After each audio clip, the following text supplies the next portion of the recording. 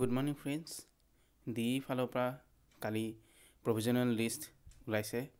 যোৱাকালি 28 তাৰিখে second provisional list ওলাইছে এতিয়া কথাটো হ'ল তাত কিছুমানৰ এখনতকৈ বেছি ডিস্ট্ৰিক্টত সিলেকশন আহিছে এটা তেওঁলোকে কি কৰিব ইয়াত দিয়া হৈছে চাওক আপোনাৰ তেওঁলোকে 24 ঘণ্টাৰ ভিতৰত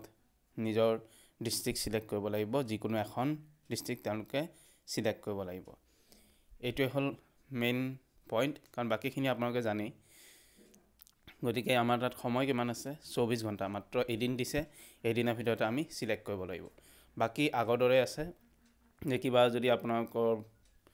কিবা কমপ্লেইন আছে তেনেহলে এইটো grievance.prov.1.2020@gmail.com ত আপোনালোকে কমপ্লেইন দিব পাৰিব থাৰ্ড আপোনালোকৰ আহিছে যে প্ৰভিজনেল লিষ্টত নাম আহিলে যে আপোনালোকৰ চাকৰি হ'ব এটো নহয় ফাইনাল লিষ্টত নাহাকৈ নহয় আৰু appointment letters will be issued only to the candidates whose names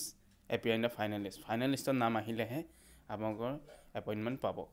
এইখিনি কথা আছিল গতিকে যিসকলে ডিস্ট্ৰিক্ট সিলেক্ট কৰা নাই 24 ঘণ্টাৰ ভিতৰত ডিস্ট্ৰিক্ট সিলেক্ট কৰিব পাৰিব